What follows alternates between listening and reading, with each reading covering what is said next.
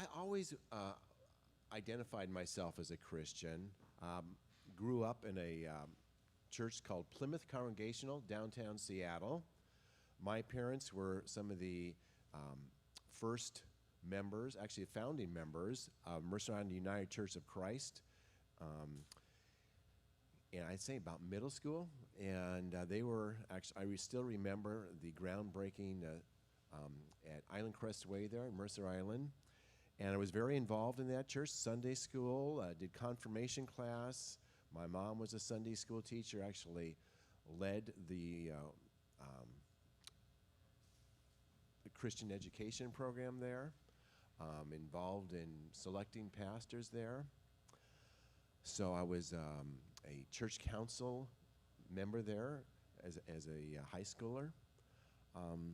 When I went to Whitman College in Walla Walla, and still very interested in religion and would have liked to major just in religion, but it was a small department, only 2 guys, so you had to do a combined major. So I did a combined major in philosophy and religion, and not because it was a good decision for finding a job, but just because I was interested in it. And at that time was really more of a time of searching than any other time. One of the religion professors, although he was a ordained pastor, openly said that he thought Eastern religions were a more accurate way to seek God. And so I was wondering about that. Did a lot of studying of world religions at that time, was involved in, well, not involved, but went to many different churches in the Walla Walla area, actually became briefly involved in the Baha'i community. And so I was kind of struggling with the position I was hearing from one of the religion professors, and also with Christ's claims of exclusivity, and wondering how to reconcile these. Don't think I really ever came to a conclusion on that during college. As a young adult, back here in the Seattle area, I think my faith kind of went on the back burner a little bit, just got involved in doing life. Still went to church, but it was, again, just something you did, not something you were. Got married in my early 30s, started going to a large evangelical Christian church in South Renton, because that's where my wife's, now ex-wife's, family went. Kids went to Sunday school. My wife was a Sunday school teacher involved in leadership in the ministry for girls there. But faith, for me, was primarily something you did, something external, activities you participated in, not really something I internalized as, a relationship with the living God. But that all changed. June 26, 2009. My wife left me for her high school boyfriend with whom she was having an affair, a phone affair at that time. She left me also with 4 children.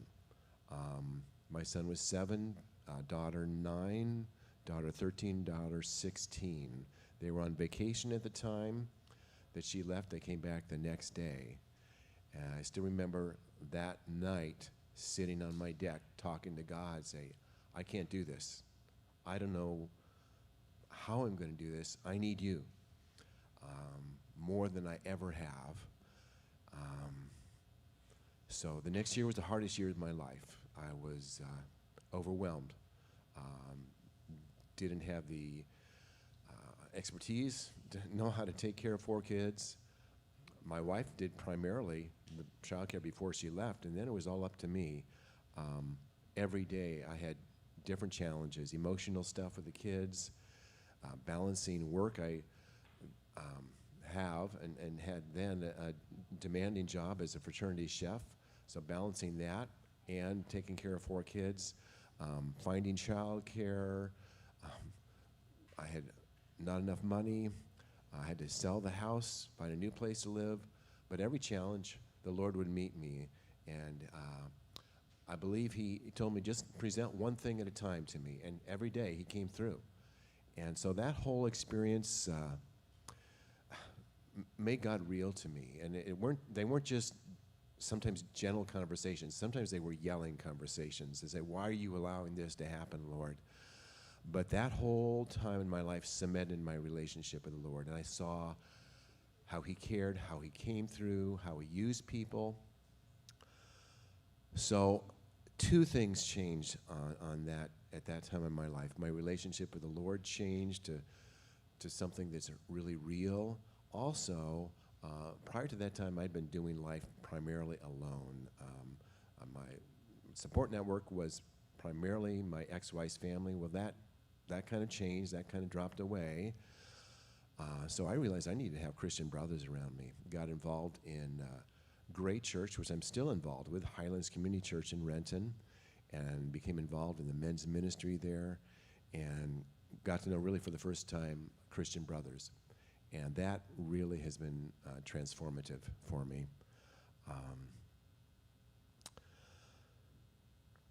So the last 10 years, the first 10 years after that were primarily spent being a single parent. And I had the rare privilege of having primary custody of 4 kids, which is really unusual for men.